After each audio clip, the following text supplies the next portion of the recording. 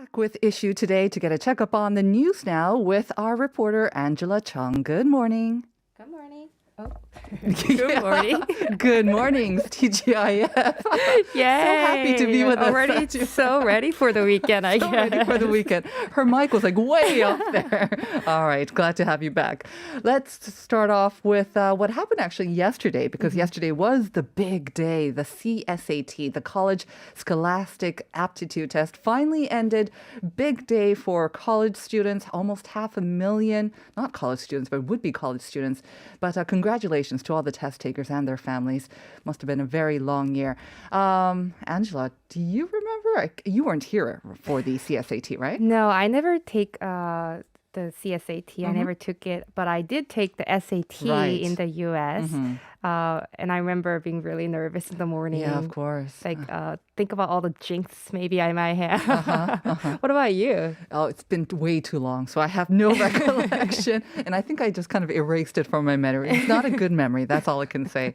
All right, so let's talk about yesterday's test. As always, once it's over, there's always a lot of sort of analysis about whether it was harder or maybe more easier than usual. Yes. There were some remarks made by the writer committee, right, of the CSAT? Yes. So a professor from a Korean university, Korean National University of Education, and the head of CSAT writer committee said the test writers tried their best to minimize discriminatory factors that might exist in subjects such as Korean and math, as selective system was introduced for the first time this year. Right. There were some reports that there was a huge, maybe, or relatively larger deviation in the difficulty levels of each subject from the mock tests that were taken back in June and September.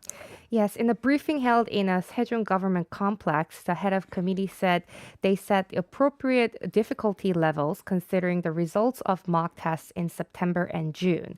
He also said they tried not to deviate much from the basic framework from last year's CSAT, but there was clearly a big change in the testing system, so it's considerably difficult to compare the difficulty levels of the two tests directly. Now, some pointed out that the math and English, those difficulties went up both as the testing policy was changed for a more sort of an indirect linkage to EBS textbooks. Tell us what this means. Yes, so in our education system, common subjects are preferred to elective subjects. This is because since the proportion of common subject is higher at 75%, it's natural that we give questions of various difficulty levels. For the English, though, policy changed to indirect linkage to EBS textbook because in the past, they used to have a direct linkage. So this year, the test takers might have felt it was a little more difficult. But considering this aspect, they try to put passages and questions that could be familiar to test takers. And I read just before I came into the studio that there was no extremely difficult questions, but a new type of questions that required inferencing for students. So it might have been a little bit difficult because it's a new type of questions. Because it's new. Anything new will be difficult, Right. unfortunately. Now, last year was the first year of the CSAT amid the pandemic. And of course, that had to be taken into consideration when actually taking the test and also putting the test together. Right. So the committee said there were concerns that there were large gaps in student achievement due to the COVID-19 classes. So the classes have not been conducted as normally. But after the two mock tests, they found no abnormality in the test results compared to the previous years. Really? Nice done, students. So they decided to go with the same testing framework as September and June mock tests. All right, let's hope that the results reflect all the students' hard work as well.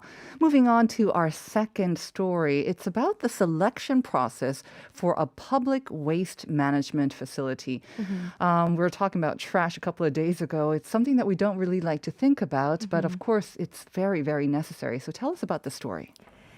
Sure. So the Ministry of Environment is extending its process of selecting a host city for a public waste management facility because there have been no applications from local authorities during the first selection process, which was done from July to September this year.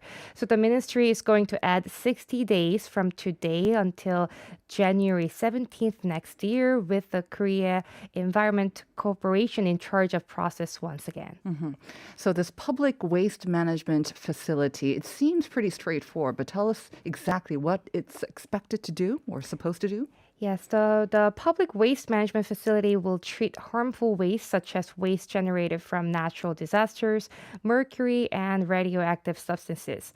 It will be the facility that combines the incinerator with the capacity of 200 tons per day, landfill reclamation facility of 2 million cubic meters, and a recycling center. The first application began after Special Act on installation and operation of public waste management facilities was enforced. All right. And you said that there were no applications from local authorities. Is That's that right. maybe related to the fact that there's maybe few or even no incentives for the host region? Yes, so relevant laws and regulations clearly stipulate what will be provided to the host region. So, as stated, for the first application period, the host region will get up to 60% of the operating profit, and the local government will have to provide about 10% of the operating profit in the form of cash or goods to local residents who live within 2 kilometers from the facility and those who have invested in the facility. And the local government should spend about 40% of operating profit for residents' welfare by installing resident convenience facilities and supporting medical checkups. All right, so this is very unfortunate. Hopefully, though, they will get some applications and this will be settled. Let's move on to our third and last story. We are now in a phase when some international travel is happening, albeit on a very small scale. I know that lots of people love to travel to Spain, but our next story is about how to attract more Spanish travelers here to Korea. Yes, so the Korea's Ministry of Culture, Sports, and Tourism held 2021 Korea-Spain Travel Expo. So over 20 Korean and 18 Spanish travel agencies participated in this expo. And so this is a part of a bilateral effort to promote tourism in both countries. Okay. Seems like these one-on-one meetings were not sufficient to understand and develop these tour programs. And the travel agencies, they're also going to be visiting some major destinations like Seoul, Andong, Jeonju, and Incheon. That's right. And hopefully they'll come up with some great programs to attract travelers from Spain. All Yes. right. Thank you very much, Angela. Have a great weekend. Yes, you too. And we will see you on Monday. See you on Monday.